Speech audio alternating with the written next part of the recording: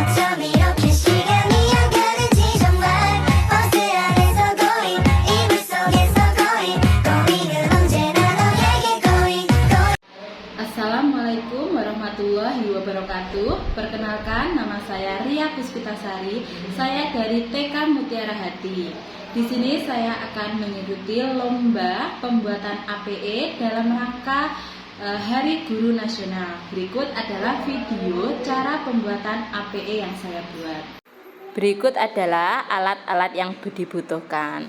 Cara membuatnya, papan saya lapisi dengan kertas seperti ini. Kemudian saya bagi 4. Kemudian ini saya membuat air yang sudah diwarnai pasta warna biru.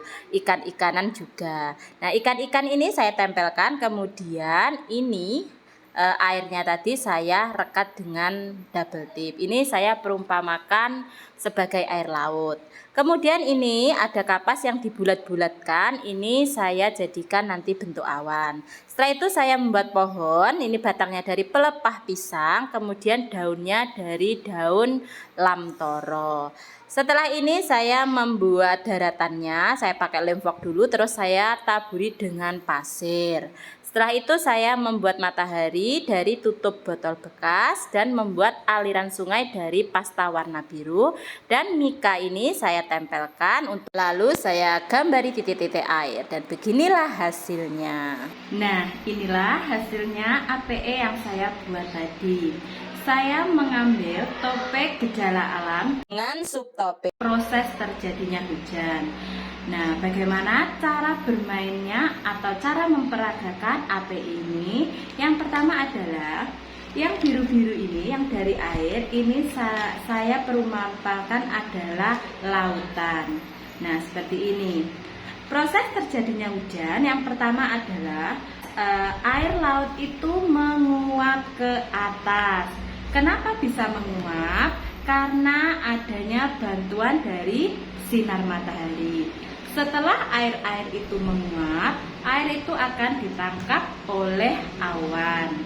Setelah uap air ada di awan, ditangkap oleh awan, kemudian awan itu akan bergerak.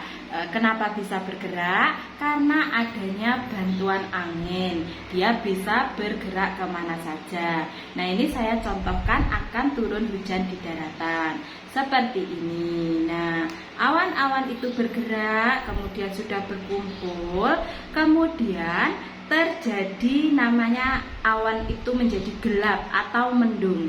Nah, setelah mendung apa yang terjadi? Nah, ini hujan turun ke bumi, ke daratan. Air-air itu akan meresap ke dalam tanah. Ada yang ke danau, juga ada yang ke sungai.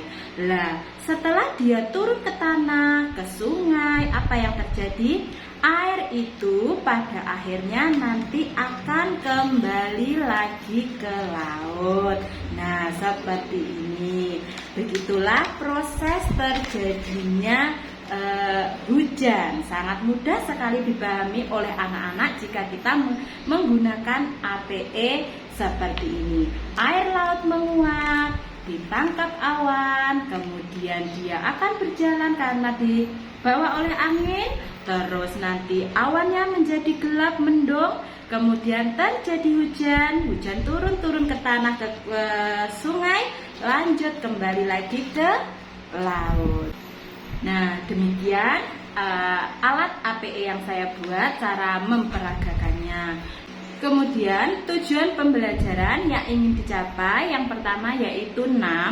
Anak-anak mampu menyebutkan beberapa ciptaan Allah. Nah, di dalam APE ini ada banyak sekali, diantaranya ada lautan, itu adalah ciptaan Allah. Ada makhluk hidup, ikan, awan, matahari, hujan, sungai, daratan, itu semua ciptaan Allah. Dan yang kedua adalah jati diri. Diharapkan anak mampu menirukan gerakan pohon yang tertiup angin.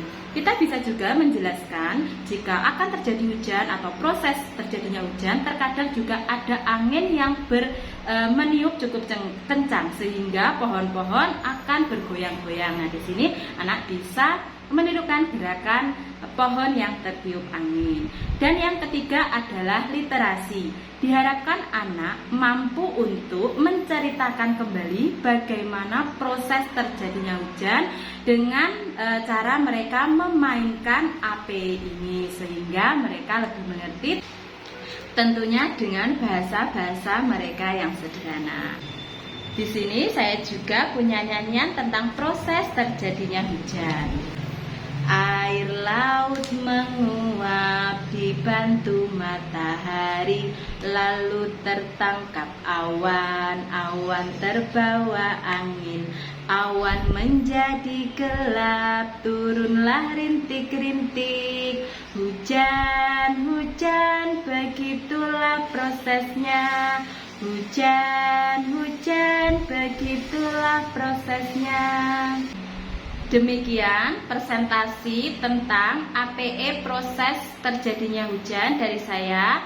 Terima kasih. Wassalamualaikum warahmatullahi wabarakatuh.